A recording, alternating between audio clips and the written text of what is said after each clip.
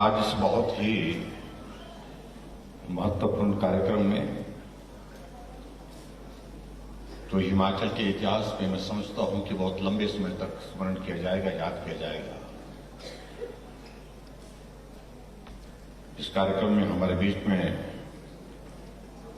शिमला के हमारे लोकप्रिय विधायक और शहरी आवास एवं सहकारिता मंत्री आदरणीय श्री सुरेश भारद्वाज जी, हिमाचल प्रदेश सरकार में उद्योग मंत्री और जिनके पास परिवहन का भी ये महकमा है, भाई Vikram Singh Thakur ji, principal secretary transport and industry Shri R D. Nazim ji, director transport Anupam Kashyap ji, director CDAC Shri Satish ji, हमारे बीच में श्री गणेश दत्त जी और अन्य उपस्थित सभी हमारे पार्टी के पदाधिकारी, रोड एंड सेफ्टी काउंसिल के सभी सम्मानीय सदस्यगण, पत्रकार मित्रों, सभी विभाग के यहाँ अन्य अधिकारीगण और यहाँ आए सभी देवी और सज्जनों और प्यारे बच्चों, सबसे पहले तो मैं बधाई देना चाहूंगा विभाग को, विभाग के मंत्री को, विभाग के अधिकारी को कि हिमाचल प्रदेश ने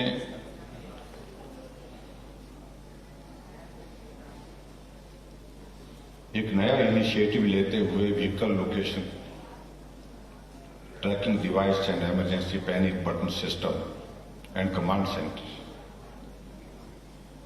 की इस तरह की एक शुरुआत की जो संभवतः पूरे देश भर में किसी राज्य ने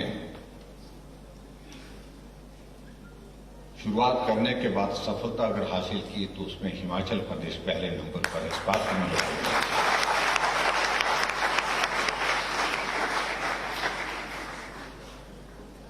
और इस बात को फिर से हिमाचल ने साबित किया है कि प्रदेश बड़ा होना महत्वपूर्ण नहीं है। प्रदेश बड़ा होगा और इसलिए वो हर काम में आगे होगा ये जरूरी नहीं। छोटा प्रदेश भी बड़ा काम करता है, बड़ा काम कर सकता है, ये साबित है।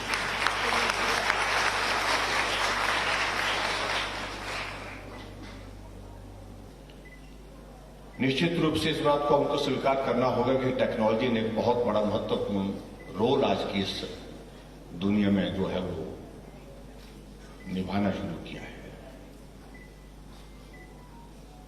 और हमें इस बात की प्रसन्नता है कि हमारे देश के यशस्वी प्रधानमंत्री नरेंद्र भाई मोदी जी हमेशा टेक्नोलॉजी को प्रमोट करने के लिए प्रयत्नशील रहते हैं।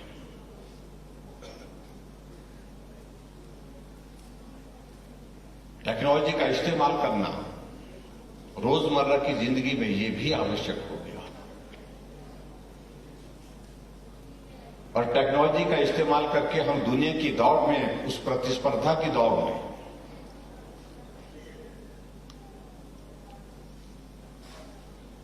अपने आप को कैसे शामिल कर सकते हैं, शामिल ही नहीं हम उसमें अग्रणी कैसे हो सकते हैं, इस बात पर भी काम करने की आज की तारीख में आवश्यकता है। और उस दृष्टि से एक बहुत बेहतरीन शुरुआत ये हिमाचल प्रदेश में हुई है, उसके लिए मैं विभाग के इस इनिशिएटिव को बहुत बहुत बधाई देता हूं।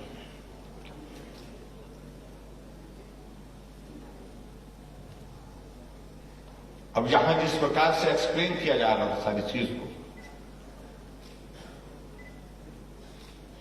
कि हिमाचल की गाड़ी अगर जाकर के चेन्नई में भी घूम रही है, अगर बेंगलोर में भी घूम रही है, उसकी जानकारी यहां बैठ करके जो है वो हासिल की जा सकती है। क्योंकि सिस्टम जो डिवाइस उसमें लगा करके उसको यहां से पता कर सकता है कि वो गाड़ी कितनी स्पीड से चल रही है, गाड़ी खड़ी है कि चल रही है, वो गाड़ी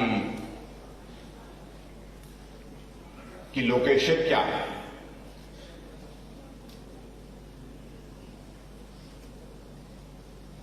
ये टेक्नोलॉजी का एक बहुत बड़ा एक जीता जागता सबूत हमारे सामने, जिसको आप लोगों ने प्रेजेंटेशन के माध्यम से यहां पर देखा।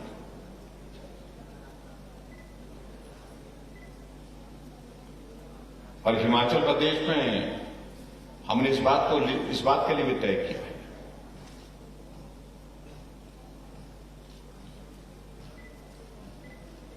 हमने सचिवालय में भी एक व्यवस्था तय कर दी है। उसके लिए हमारी वो बिल्डिंग बनकर के तैयार हो रही है, जहां कंट्रोल एंड कमांड सेंटर जो है एस्टैब्लिश किया जाएगा।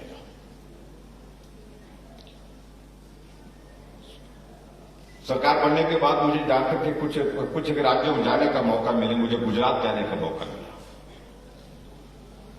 और गुजरात में जाकर के मैंने मुख्यमंत्री के साथ बैठ करके उन्होंने कहा कि मैं आपको कोई एक चीज दिखाता हूं। वो अपने कंट्रोल एंड कमांड सेंटर में हमको ले गए, जो मुख्यमंत्री के कार्यालय के एकदम साथ है। तो जहां हम बैठ करके उन्हें स्क्रीन पर वो सारा सिस्टम जब ऑन किया,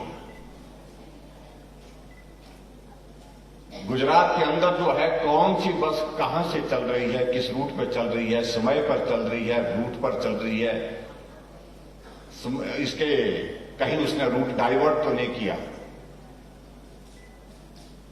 बस की रफ्तार क्या है, बस का कहीं एक्सीडेंट तो नहीं हुआ, ये सारी चीज को बता रहे थे। और आगे बढ़ते हुए उन्होंने वो एक चीज और बताई कि एक जगह जहां टोल बैरियर था, तो टोल बैरियर पर गाड़ियां जा रही थी, आ रही थी, पुलिस वाले वहां पर खड़े थे और पुलिस वाले खड़े थे। तो एक ट्रक वाला आया और धीरे धीरे स्पीड कम करते हुए वो रुका। रुकने के पश्चात उसने अंदर से कुछ पैसे जो है वहां पर दिए, वो हमने देखे। और पुलिस वालों को नहीं दिए, मैं बता रहा हूं, पुलिस वालों को नहीं दिए, जो हमारे उस कम्युनिटी के प्रति भी हमारा सम्मान है, जो किन्नर कम्युनिटी होती है हमारी, वो लोग सड़क के वहां पर मांगते हैं। और ये माना जाता है कि उनको जब वो इस प्रकार से वहां पर कहीं मिलते हैं तो ड्राइवर या कंडक्टर जो है उनको कुछ देना शुभ मानते हैं। तो गाड़ी रुकी, ट्रक रुका और ड्राइवर ने हाथ निकाल करके जब अपने से अंदर से पैसे दिए, और वो भी कैमरे में हमारे सामने रिकॉर्ड हुआ। और उसके बाद बहुत दिलचस्प बात जो है, उससे पीछे दूसरी गाड़ी थी और उस गाड़ी वाले ने भी पैसे निकाल करके जो है वो खिड़की से हाथ बाहर करके जो उनके हाथ में दिए। मैंने मुख्यमंत्री से पूछा, मैंने कहा मैं पहले समझ नहीं पाया। मैंने कहा यहां तो ये भी पकड़ा जा रहा है। मैंने कहा ये पैसे लेते देते पकड़े जा रहे हैं। इन्होंने क्या दिया? वो तो इन्होंने पैसे दिए। फिर उन्होंने मुझे कहा कि यहां हमारे इस प्रकार की परंपरा है, और परंपरा तो शायद और जगह भी पूरे देश भर में अन्य स्थानों पर भी इस प्रकार की होगी। तो इनको देते हैं और इसको बुरा नहीं मानते हैं, इसको शुभ मानते हैं, अच्छा मानते हैं। यात्रा सफल होती है, यात्रा जो है सुरक्षित होती है, ऐसा भाव हमारे जो है वो यहां के लोगों के मन में होता है, इसलिए इस सारी चीज को कर रहे हैं। आप कल्पना करिए, मुख्यमंत्री के कार्यालय से उस कंट्रोल रूम में हम बैठ करके ये भी चीज देख रहे हैं। तो टेक्नोलॉजी का रोल कितना बड़ा हो गया। लेकिन जब ये सिस्टम जो है, ये डिवाइस लगने के बाद हिमाचल प्रदेश में जो शुरुआत हुई, मैं समझता हूं कि पहाड़ी प्रदेश जहां हिली टेरेन है, कठिन आना जाना, कठिन दुर्गम क्षेत्र है, और उसमें इस व्यवस्था को लगाना, उससे एक बहुत बड़ा एक लाभ होगा। क्योंकि दूर दराज के इलाके में कभी भी कोई घटना घटित हो, उस घटना की सूचना समय पर पहुंचे, पुलिस प्रशासन को पहुंचे, सरकार को पहुंचे, ताकि जल्दी कार्रवाई की जा सके, मदद की जा सके। उस दृष्टि से इसका बहुत बड़ा रोल रहेगा। और ये भी बात सच है कि अब कौन आदमी कहां जा रहा है ये छुपाना भी बहुत मुश्किल है। हम बात कर रहे थे, मैं कहा 2 मिनट का काम हो गया कि आपकी गाड़ी कहां जा रही है, तो यहां से ही पता कर सकते हैं कि आप कहां जा रहे हैं। इसलिए स्कूल के बच्चों का भी पता लग सकता है कि स्कूल गए कि नहीं गए। अगर गाड़ी का इस्तेमाल करेंगे तो उसे मालूम पड़ जाएगा। और खासतौर से क्राइम को रोकने के लिए इसकी एक बहुत महत्वपूर्ण भूमिका है। एक घटना देवभूमि हिमाचल प्रदेश में घटित हुई थी, जिसको गुड़िया कांड के नाम से हम जानते हैं। पूरी देवभूमि कलंकित हुई है और उस घटना की वजह से वो हिमाचल प्रदेश तक नहीं, पूरे देश तक जो है वो उस घटना जो है उस सबको विचलित किया था।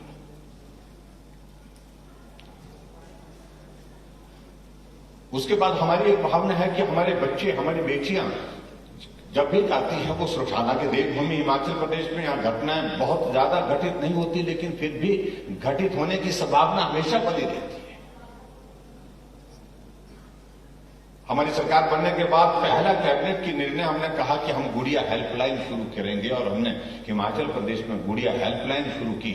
और उस हेल्पलाइन के माध्यम से फिर बहुत बड़ी संख्या में जिस बच्ची को मदद करने की जरूरत थी उसको मदद पहुंचाने की कोशिश भी हुई है, सफलतापूर्वक।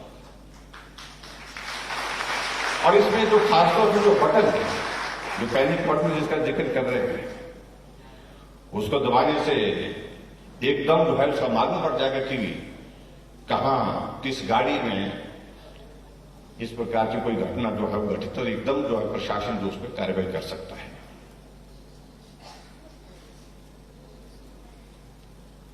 और मुझे इस बात की भी प्रसन्नता है कि इस इनिशिएटिव के माध्यम से सबसे इंपॉर्टेंट चीज जो हमारे, क्योंकि पहाड़ में कहीं घटना घटित होती है, एक्सीडेंट होता है, जब रेस्क्यू ऑपरेशन होता है तो कई बार रेस्क्यू ऑपरेशन के लिए जो है उसके लिए जो है वो सूचना में ही विलंब हो जाता है, देर हो जाती है। और जब गाड़ी का एक्सीडेंट होता है तो क्योंकि हिली टेरेन होने के कारण जो है वो बड़ी संख्या में लोगों की जीवन पर जो आफत हो जाती है। अभी हाल ही में जिसका जिक्र यहां पर कर रहे थे कि हमारे कुल्लू जिला के बंजार विधानसभा क्षेत्र में घटना घटित हुई, 15 लोग थे और 15 में से 13 लोगों की मौके पर मृत्यु हुई है। मैं खैर गया था वहां,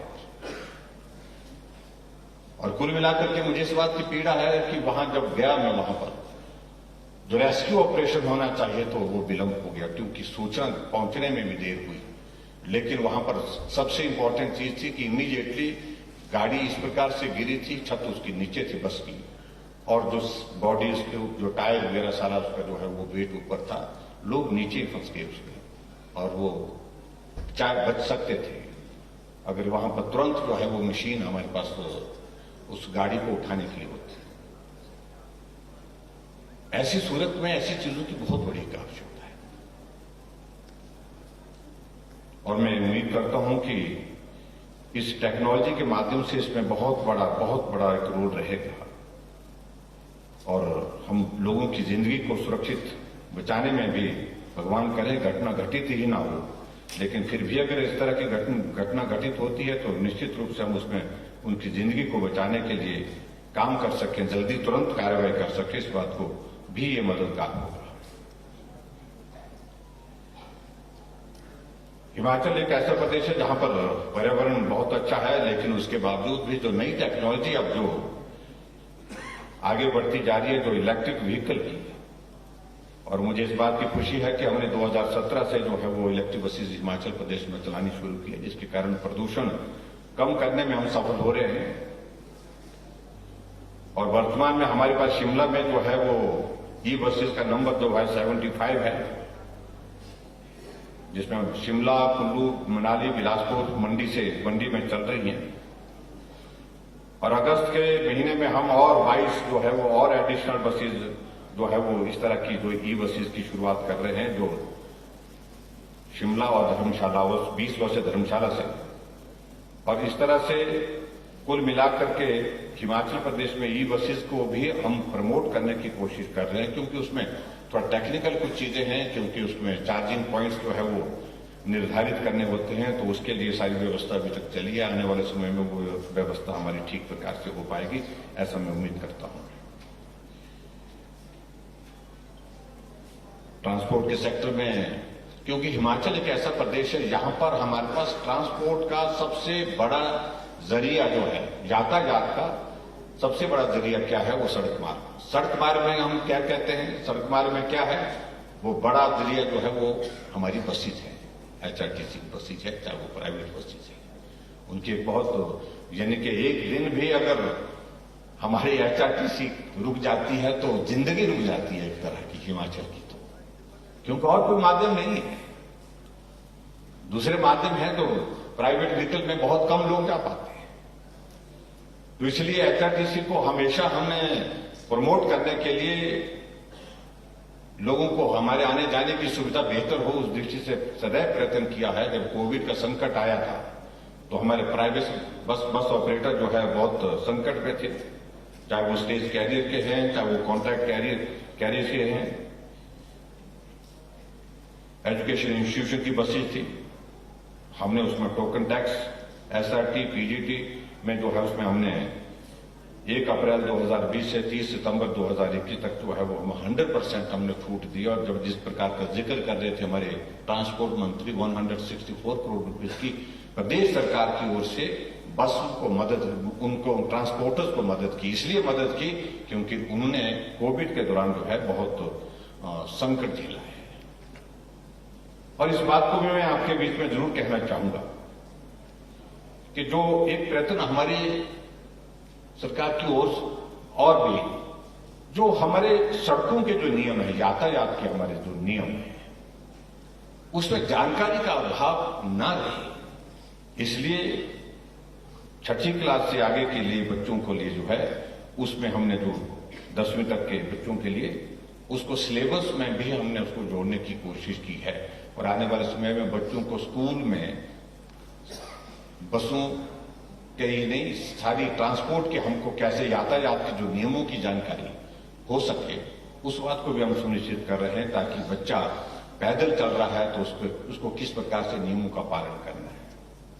अगर गाड़ी में भी चल रहा है तो वो भी, अगर किसी को जानकारी का अभाव है, अगर चालक को अभाव है तो बच्चा भी उसको बता सकता है कि भाई इस प्रकार से चलिए, यहां कहां रुकना है, स्टॉपेज पे कहां रुकना है, कहां, और जो उसके साथ साथ में स्पीड को कैसे किस प्रकार से ज्यादा नहीं करना है, सारी चीजों को लेकर के, तो उस दृष्टि से भी मुझे लगता है कि उसका एक बहुत बड़ा एक लाभ रहेगा, ऐसा मैं उम्मीद करता हूं।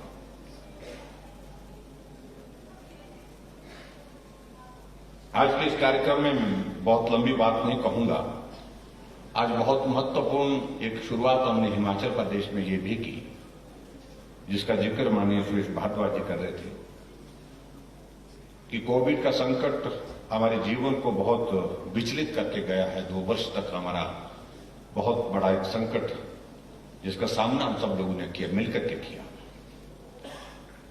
बच्चे स्कूल से